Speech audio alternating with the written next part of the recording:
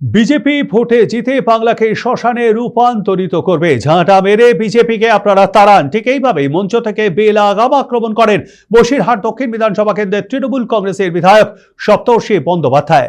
BJP ভোটে জেতার আগে মহিলাদের অপমান করে ভোটের জেতার পর বিজেপি বাংলাকে শ্মশানে রূপান্তরিত করবে। বাংলার মানুষ বাংলাকে শ্মশান হতে দেবে না। তৃণমূল বিধায়কের এই মন্তব্যের কড়া সমালোচনা করেছে রাজ্য বিজেপি নেতৃত্ব। বিজেপি সংখ্যালঘু সেলের সহ সভাপতি কাসেম আলী বলেন, বিধায়কের অনেক দায়িত্ব থাকে। একজন বিধায়ক প্রকাশ্যে বিরোধী দলকে হুমকি দিচ্ছেন, যা একেবারেই অনুচিত। কেবলমাত্র নির্বাচনকে সামনে রেখে এই রকমের মন্তব্য করছে বিজেপি। তার পাশাপাশি তিনি বলেন, আগামী দিনে পশ্চিমবঙ্গের মানুষ এর জবাব দেবে। বাংলার মেয়েদের অপমান করে আগামী 26 সালে সেই মায়েদের আমাদের দাবি থাকবে, প্রত্যেকটা ঘরের মায়েদের এবার বুঝে নিতে হবে যারা ভোটে জেতার আগে আপনাদেরই অপমান করে, ভোটে জেতার পর তারা বাংলাকে শ্মশানে রূপান্তরিত করবে। বাংলার মানুষরা বাংলাকে শ্মশান হতে দেবে না। তাই ছাঁটা দিয়ে তাড়িয়ে দিতে হবে সেই সমস্ত ভোট কাটুয়াদের।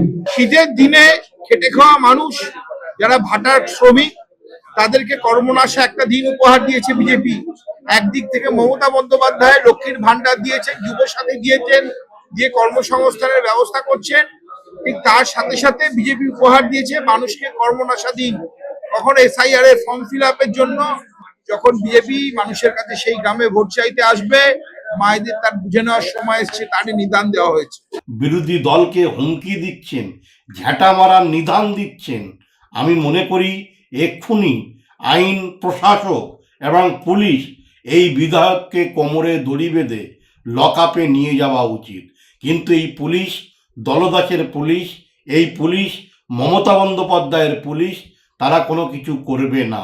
স্বাভাবিকভাবে আগামী দিন বসিরহাটের মানুষ এদের গণতান্ত্রিক পদ্ধতিতে ঝাঁটা মেরে বিদায় জানাবে, শুধুমাত্র সময়।